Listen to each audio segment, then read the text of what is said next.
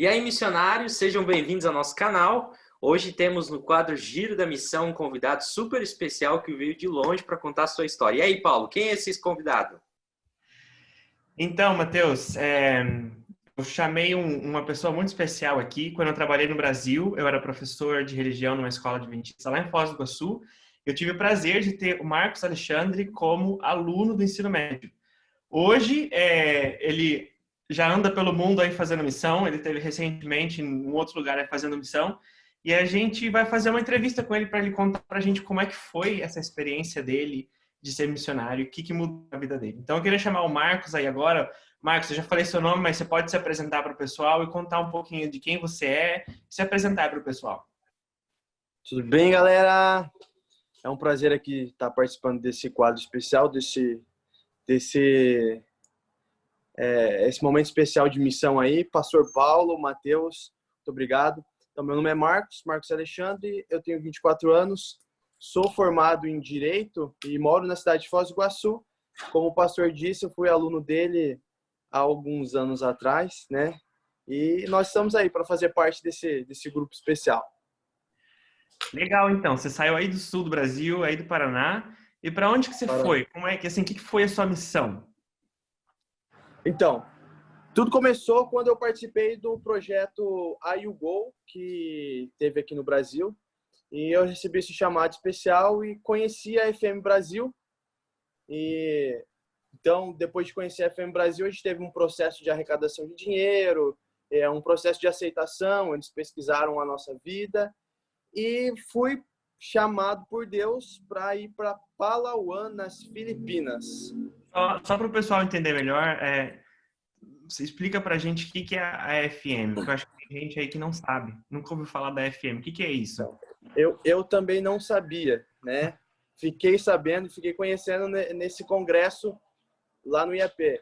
A FM Brasil é uma instituição, uma agência vinculada à Igreja Adventista, e ela, como que eu posso dizer assim, ela meio que recruta jovens da igreja que querem fazer parte da missão, né? Então, eu fui um desses jovens. E como você pode fazer parte da FM Brasil? Talvez todo mundo se pergunte isso, né? Para você fazer parte da FM Brasil, você precisa ser adventista, o primeiro ponto de tudo, né? Depois, você parte para a segunda etapa, que é a arrecadação, que eu acredito que seja uma das coisas mais difíceis, né? Você arrecadar o dinheiro, pregar e falar da missão, e aí próximo passo é ir para a missão, né? Ah, tá. Então eles pedem assim, você tem que financiar a sua viagem, né? E você tirou Isso. do seu bolso, como que foi? Não, você não tira nada do seu bolso. Tudo que você tem, tudo que você ganha é através de doação das pessoas que querem te ajudar de alguma forma. Eu, particularmente, fui nas igrejas e conversei com os amigos. Eles doaram um valor X, cada um doou um pouco, e eu alcancei a meta que era o meu objetivo, né? Então, por exemplo, não sei como pode ser agora, mas no meu tempo foi assim, você tinha que arrecadar um valor X de 10 mil dólares, né, que financiava toda a sua missão. Você não vai gastar com alimentação, com roupa, com passagem de avião, com nada. Passaporte, vacina, tudo é financiado com o dinheiro que você arrecada. E foi muito difícil, não? Porque parece uma quantia alta, assim, quando você ouve esse... Então, quando eu ouvi essa mensagem do jovem que me recrutou, o Rodrigo, falei, poxa, cara, meu Deus, eu não tenho esse dinheiro, eu não vou conseguir, né? Daí eu falou, cara, fica tranquilo. Quando você decide fazer as coisas para Deus, é assim, ó, do nada. Mas aí já começou o milagre, né? Porque quando eu decidi foi mais ou menos em setembro e os missionários iam partir para a África do Sul para o treinamento em janeiro de 2020. Então, até dezembro eu não tinha nada e faltava um mês para eu conseguir pelo menos o valor mínimo, que era 1/3. Dava mais ou menos aí 15 mil. E aí, no dia do meu aniversário, eu recebi umas doações que mudaram totalmente o rumo da história. Ah, que legal. É sempre assim, né? A gente pensa com a perspectiva humana, da maneira nossa, pequena de ver as coisas, mas se Deus chama, como a gente diz, ele capacita. Ele não apenas capacita o indivíduo, né? Mas ele cria as condições para que isso aconteça. Muito legal isso. Marcos, Deus, ele... Diga. conta pra gente um pouquinho, legal essa história, conta pra gente um pouquinho o que você fazia lá, qual que é o trabalho que você desenvolvia, como que foi esse processo ali da chegada, essa tua adaptação e o que você realmente fazia lá? Então, em Palawan, deixa eu contar um pouquinho como era Palawan, né? Palawan, para aqueles que não conhecem, é uma ilha que fica nas Filipinas e essa ilha é praticamente montanhas e montanhas e montanhas. Então, para a gente chegar no projeto, nós tínhamos que subir a montanha de Kamantian. E você demorava mais ou menos 2 horas para subir 6 quilômetros. Então, só para tu ter uma noção, o negócio é difícil mesmo, para você ter acesso ao projeto. Na montanha, como eu não sou enfermeiro e não trabalho nessa área de enfermagem, e também não sabia língua, porque lá eles falam palauano diferente do filipino, que é o tagalo, que é a língua oficial. Nas montanhas, eles têm a própria língua deles. E para trabalhar no colégio, eu tinha que saber alguma coisa. Então, não trabalhei no colégio também, porque eu não sabia falar a língua deles. O que eu fazia lá? De início, eu comecei a fazer trabalhos manuais. Trabalhos manuais, ajudava o Kuya Naftali, que é tio, né, em palauano, e ajudava ele a construir as casas, ajudava ele a fazer tudo que tinha que fazer com alvenaria, carpintaria, né? Fazia o serviço pesado. E até teve uma vez, o último serviço que a gente fez, que eu acho que eu até mandei para o Paulo, nós trabalhamos durante 15 dias fazendo um buraco na montanha, subindo a montanha e com a picareta, as mãos que nunca trabalhou ficaram calejadas, né? Ficou puro calo. A gente fez os buracos para aterrar o duto de água e praticamente meu serviço era esse aí, fazer o trabalho pesado e o trabalho fácil era cuidar dos meninos do ensino médio. Eu tinha uma função, eu era como se fosse um supervisor deles, morava com eles na casa deles lá, eram 5 meninos. E eu fazia o culto da manhã e o culto da tarde, do fim do dia, né? Então, eu passava o dia com eles e fazia o culto com eles. Praticamente, isso era a minha função lá na ilha de Palawan, na montanha. Eu tenho 2 perguntas para você que surgiram aqui agora. Primeiro, é que assim, o que ficava exatamente em cima da montanha, então? O que tem lá em cima? É uma escola adventista? Uhum. Como é que funciona isso aí? Na montanha, o projeto Palawan, ele é movimentado por 2 coisas. Primeiro de tudo é a clínica que atende todas as vilas das montanhas ao redor. Adventista. Isso. Não, ele atende todos. A clínica é adventista, né? Tem 3 ou 4 enfermeiros e eles atendem toda a região de lá. Segundo ponto é o colégio, que eles atendem também todos os vilarejos ali, mas especialmente o projeto de Kamantian. Então, o projeto é movimentado por essas 2 coisas, a clínica e o colégio. Entendi. E uma segunda pergunta é o seguinte: você falou que você fazia culto com o pessoal, você cuidava dos estudantes. Você disse que você não fala a língua deles. Então quer dizer que você fazia como? Em inglês? Como é que era? Então eu comecei tentando aprender o inglês, né? Eu não falava antes. Não, falava o básico do básico do básico. Aí eu participei do treinamento, daí eu falei um pouquinho mais. Quando eu cheguei lá, só dava para falar em inglês ou em palauano. Então eu tinha que dar um jeito. Os primeiros dias foi difícil, mas daí eu fiz uma lista no celular com as palavras, com as principais frases do palauano. Aí os meninos, eles já estudavam inglês há muito tempo. Então a gente se comunicava entre português não, palauano e inglês. A gente dava um jeito. A nossa trocação de palavras lá era mais ou menos assim. Palauano e inglês. Inglês, palauano e inglês. Misturava as 2 línguas. Marcos, quando a gente fala de cultura filipina e talvez aí de Palawan, da região onde você esteve, quais são os costumes estranhos, diferentes que eles têm, que são um pouco diferentes para a gente que é brasileiro e que você talvez teve uma dificuldade ali no início? Então, cara, vou te falar assim, o pessoal lá é muito gente boa, muito legal, humilde demais. Tudo que eles têm, eles compartilham com a gente. Mas a diferença lá de nós é que o povo brasileiro é muito, sabe, muito feliz, muito bagunceiro. Lá não.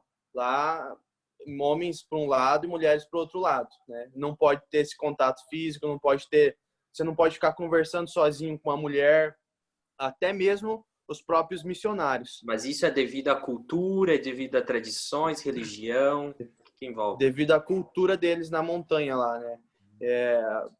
Eu ouvi conversas que há mais ou menos uns 30 anos atrás, na montanha, se fosse pego um homem e uma mulher conversando sozinho, eles eram mortos, né? Agora mudou um pouquinho, já foi avançando a cultura. A gente pode conversar, mas sempre tem que ter alguém perto. Ou 3 pessoas, 2 homens, uma mulher, entendeu? Sempre tem que ter alguém perto. Você não pode ficar sozinho. Até mesmo com os missionários. Os missionários não podem ficar sozinhos lá. Porque, tipo assim, você passa... se você estiver conversando com uma mulher sozinho, eles já acham que você já está namorando com ela, né? Então você já tem que casar com ela. Então você não pode deixar as pessoas falarem de você lá. Porque tudo que eles veem, eles conversam entre eles. Tudo. E com relação à comida, tem alguma coisa especial, diferente que eles fazem? Então, a comida é algo muito legal. Eu emagreci 6 quilos lá. Eles comem o arroz, que é o prato principal. E aí é uma junção de arroz com jaca, arroz com, às vezes, um macarrão, arroz com batata. Eles comem aquelas raízes, tipo mandioca, batata doce. Eles chamam de pulug, que é uma batata que é uma raiz. Então, é o arroz com tudo. Então, eu comi arroz de manhã, arroz de meio-dia e arroz à noite, né? Era uma junção de arroz com as outras coisas. Mas quando você chegou lá, assim, pra gente, quando tá saindo do Brasil, essa foi a primeira vez que você foi pra fora, né? Você Foi a primeira vez. Tirando Paraguai e Argentina, na região de fronteira, né? Mas a primeira vez que você foi, assim, para além mar. Qual foi o maior choque para você quando você chegou lá? Porque, assim, eu vi, por exemplo, eu sei que tem até o vídeo que você fez, nessa região do mundo, eles têm o costume de usar, por exemplo, eles não têm um vaso sanitário, eles têm um buraco no chão, né? E não é só, eu sei que não é só na montanha, que é um costume, eu sei que já deve ter sido um choque pra gente, porque é diferente. Mas assim, além da comida e do idioma, você consegue lembrar de alguma coisa mais assim que foi, nossa, gente, eu nunca pensei que eles iam fazer isso, ou alguma coisa assim que deixou de boca... lembrei. A gente só vê na Bíblia, né, a tal da circuncisão. Eu nunca imaginei na minha vida que eu viveria um negócio desse aí. Tinha um dia que eu tava... Não, eu não, né? Eu não. Mas teve um dia que eu tava meio... Não tinha muito o que fazer na montanha. Acabou a aula. Aí os meninos... A gente se reunia para fazer a comida na fogueira. Não tem fogão lá também. A gente colocou para fazer a comida lá e tal. E aí começaram a se juntar os menininhos lá e um tio.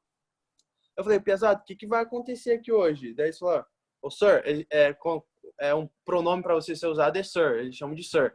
Falaram, sir Marcos, hoje vai ter circuncisão. Eu falei, caraca, meu, circuncisão, velho. Eu não acredito. Daí eu perguntei, né, por que eles iam ser circuncidados e tal. Eles falaram, porque tá na Bíblia e tal, e é um costume nosso. Daí, cara, falei, meu Deus do céu. O rapaz que faz a circuncisão lá, dos meninos, foram 4 meninos. Eles tomam um banho naquele banheiro que apareceu no vídeo lá. Eles colocam água bem gelada, tomam banho, e daí ficam enfileirados, aí vem um por um. Parece um negócio de outro mundo, assim, que eu nunca imaginei que ia acontecer. Posso explicar como que acontece? Pode. Pode explicar? Eu não sei se é assim mesmo que tá na Bíblia, né? Mas eles cortam um pau de goiaba e da árvore goiaba e colocam no chão e colocam o órgão do menino ali. E aí é muito muito estranho. Que eles pegam a faca e batem em cima assim, corta. Os meninos não falam nada, eu acho que sente dor, né? Mas eles não reclamam. Eles não E gritam. aí não gritam, ficam lá, tipo, eu tava agonizando só de ver. Só de ver. Aí eles cortam e colocam a folha de goiaba em cima para cicatrizar. Foi uma das coisas bizarras que eu vi assim, que eu achei, meu Deus do céu, ainda acontece isso. Mas isso acontece com todos os meninos ou é só com uma parte? Como que funciona? Todo mundo é circuncidado lá. Todo homem, né? Você atinge uma idade lá de 9, 10 anos, você passa pra faca lá. Passa pela faca. Então, Marcos, mas deixa eu mudar um pouquinho do assunto agora, que eu queria saber, assim, quando você chegou lá, você teve esses desafios culturais e tal, tudo mais, né? Viver uma língua diferente e tal, causa esse choque mais cultural.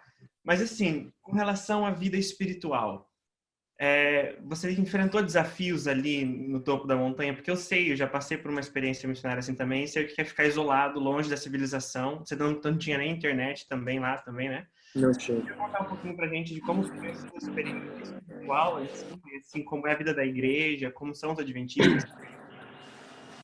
Então, eu posso dizer que o Marcos, que foi em 2020, em janeiro, voltou sendo outro Marcos, né? No início, no treinamento que a gente passou, estava difícil, porque parecia que era algo de outro mundo. Quando cheguei lá na montanha, quando eu comecei a subir a montanha, parecia muito mais difícil.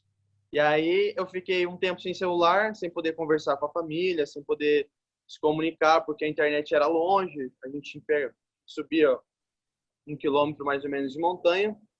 E aí o que me sobrava, né, era confiar em Deus e fazer oração, oração e ler a Bíblia. Eu digo para você, pastor Mateus, eu nunca li Gênesis, Êxodo, Levítico, Números, Deuteronômio, até Samuel. Eu nunca li tão rápido esses livros quanto eu li no primeiro mês que eu fiquei lá. Em 2 semanas eu já tinha lido tudo eles. Então, foi assim, posso dizer que a experiência de ser um missionário te motiva a você confiar em Deus. E se você confia em Deus, você começa a se apegar naquilo que é mais importante, que é a Bíblia. E aí começa, né? Você vê também que as pessoas lá, quando você chega no seu lugar de missão, você começa a imaginar assim, o que eu posso fazer para ajudar esse povo aqui? E aí você mesmo se responde, olha, não posso fazer nada. Porque tudo que eu sabia no Clube Desbravador, aqueles meninos sabiam muito mais que eu. Então, eu passei a minha vida inteira sendo desbravador. Eu cheguei lá e não sabia construir uma casa de bambu. Os meninos que têm 10, 12 anos sabem fazer isso desde muito pequeno. Eu falei, o que eu posso fazer para ajudar esses meninos? Eu falei, não posso fazer nada, é só Deus mesmo. E aí, a gente se apega a Deus e a vida espiritual, você vê que você não pode fazer nada, você não é ninguém. E aí, tua vida espiritual, em vez de você reconhecer que você está lá em cima, você reconhece que está lá embaixo. E aí, Deus vai te transformando devagarinho.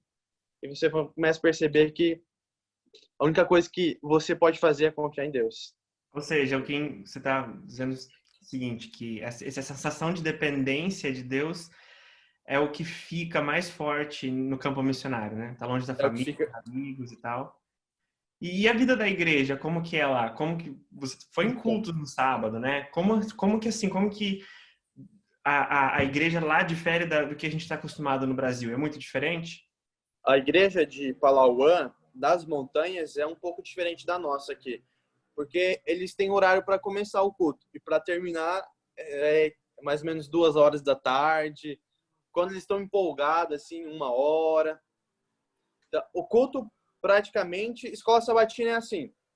Começa às 9, divide em homens e mulheres. Os homens vão estudar um capítulo da Bíblia. Eu não sei como que acontece com as mulheres, porque eu não fiquei com elas lá. Mas os homens estudam um capítulo da Bíblia e depois voltam de novo para fazer o culto. O culto é interessante porque tem 2 cultos. Por exemplo, se eu soubesse falar a língua deles lá, o legal é que eles não combinam o que vai acontecer. Acontece tudo na hora, tipo um improviso. Então, se eles soubessem, por exemplo, se o senhor fosse pastor lá e soubesse a língua deles, e chegasse lá e falasse, pastor, você poderia pregar pra gente? O senhor pregava para eles. Eles têm 2 cultos. O primeiro culto, às vezes, é planejado. O segundo não é planejado. Então, é mais ou menos assim que acontece. Louvor, normal. Eles cantam os hinos do inário. E daí tem a escola sabatina e os 2 cultos. Os 2 cultos do... como que fala? Culto... Esqueci o nome. Culto divino, isso. A pregação em si, né? É mais ou menos assim. Não é muito diferente, mas a cultura deles, eles tornam diferentes. Porque não é o missionário que vai fazer o culto lá. A igreja funciona do jeito deles. É o costume deles. Sentam no chão, entra cachorro. Tem algo interessante que acontece lá também, que não é muito legal na nossa cultura. Que, independente do lugar onde eles estão, independente se é na cozinha, se é na igreja, eles soltam pum lá. É muito louco isso. É verdade. Independente do lugar onde eles estão. Se eles estão com vontade, eles fazem isso. Pode ser no corpo, pode ser na mesa, pode ser em casa, qualquer lugar. Eles não têm vergonha de fazer isso. Talvez seja a cultura deles, né? Então, você falou que entra cachorro. Eu vou te dizer, eu moro na Alemanha, eu sou pastor de uma igreja aqui, e aqui o que não se faz no Brasil, mas aqui os membros trazem os cachorros para a igreja. Quer dizer, não fica um monte de cachorro, né? Mas de vez em quando tem um cachorro lá com a família, mas eles são comportados, né? Mas você falou uma coisa interessante, eu queria ressaltar, que assim, o missionário vem, não é o missionário que faz o culto. E esse é um aspecto muito importante do ser missionário, às vezes a mentalidade de que, como missionário, eu tenho que impor os meus costumes e as minhas culturas para o local. Mas você falou assim, eles fazem da maneira como eles querem. Assim, lógico, nós temos que manter os padrões bíblicos, né?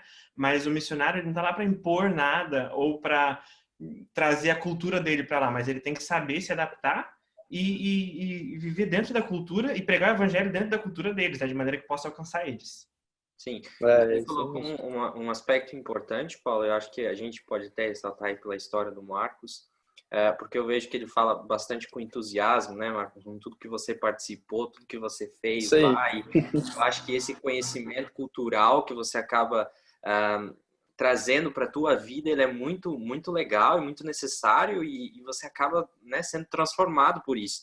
Mas agora eu quero te perguntar, o que realmente te levou a ser missionário? Tirando esses aspectos de você ir para um país novo, de você aprender uma língua, de você estar em contato com pessoas diferentes, o que mais te motivou a sair de onde você estava, do que você estava fazendo e servir nesse lugar? Desde muito pequeno, o pastor Paulo conhece um pouco da minha história. A gente cresceu no Clube Desbravador, né? E aí eu acho que eu fui doutrinado a talvez eu não faça a diferença, né? Mas eu tento. E a gente desde muito pequeno faz ações, participa do clube, e eu queria ter um pouco de autoridade de poder falar sobre missão. Eu falei assim, já participei de Missão Caleb, já participei do clube, já participei de muitas coisas, mas eu nunca fui para fora, né? E aí eu falei assim, eu preciso ter essa experiência para poder motivar outros jovens a fazerem parte dessa missão que Deus nos confiou. E foi isso que me levou a querer fazer parte da missão, né? Ajudar, claro, pregar a mensagem, ter essa experiência muito boa, mas também poder voltar e falar bem assim, olha, por exemplo, meu desbravador, você também pode ser um missionário, né? Qualquer um pode ser missionário, qualquer um. Eu não tinha nada, não tenho nada ainda hoje, né? Mas tenho essa experiência agora. Parecia impossível eu chegar no valor que eu precisava para alcançar para ir para a missão. Mas Deus falou assim, Marcos, você pode ir. Eu só participei da missão porque no ano de 2018, meu tio me pagou para eu participar do projeto Aí You Go. Falei, tio, eu não tenho dinheiro, cara. Meu tio é pastor também, pastor Gilson. Ele falou, não, fica tranquilo, eu vou pagar para você. E aí, até no dia de ir, ele pagou para mim, só que eu não tinha como ir para Maringá. E aí, Deus fez um negócio louco aí, consegui uma carona e fui para lá. E aí, lá eu vi milagres acontecendo, vi muita coisa acontecendo. Falei assim, não, eu tenho que participar. Eu tenho que levar a mensagem de Jesus e tem que ser agora. Se for depois, talvez ele volte e eu nem faça a minha parte. Então, Alexandre, muito legal essa sua motivação aí, essa vontade de ser um exemplo para as pessoas que te veem, né? E uma das pessoas que eu me espelho também é o vosso pastor aqui que vos fala. Pastor, porque assim, esse é um exemplo meu um exemplo seu que eu me espelho, né? Desde os meus 14 anos que eu conheço você, pastor, a primeira história que o senhor chegou no colégio adventista foi falando sobre missão. Não me lembro muito bem, mas você falou que você não gostava muito da comida e tal, e vomitou. Uma coisa assim. E desde aquela data lá, vai ficando marcado na cabeça do jovem, do adolescente, que outras pessoas fizeram, então eu posso fazer também. Então, um dos exemplos que eu tenho é o senhor. É muito legal essa história. Esse é o discipulado, né? Discipulado. Você vai passando a tocha para o outro e o outro passa para outro. A gente tem que encerrar agora porque o nosso tempo já deu, mas eu queria então que agora você tem a oportunidade, você tem a chance de falar para as pessoas que vão assistir esse vídeo e talvez estão se perguntando se elas devem ser missionárias. Estão se perguntando se vale a pena, se elas conseguiriam, porque elas não sabem falar inglês, porque elas não têm dinheiro, os mesmos problemas que você passou. O que você diria para todos os ouvintes aí para encerrar o vídeo? O que você diria para incentivá-los aí para a missão? Então, galera, é o seguinte, independente da idade que você tenha, mas especialmente para você que é jovem, não perca a oportunidade. Se você quer ser um missionário, tem vários canais na igreja aí que você pode conversar, pode conseguir ir para a missão, SVA, FM Brasil, entre outros que eu não conheço, mas que existe. Deus confiou para a gente uma missão, especialmente para a gente que é jovem. Mateus 28, versículo 18, diz que a gente tem que pregar o evangelho e nós temos que ir. Jesus precisa voltar. Eu vou dizer para você, eu nunca teria uma experiência como essa que eu tive se eu tivesse ficado aqui no Brasil. Mesmo se eu fosse viajar futuramente para fora do Brasil, não seria a mesma coisa. Eu fiz amigos, eu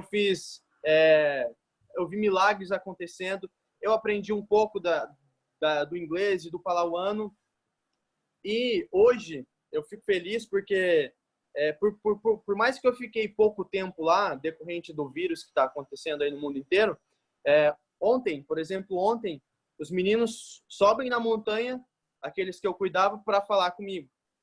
Eles querem me ligar, eu mando mensagem para eles conversam comigo, dizem que sentem saudade.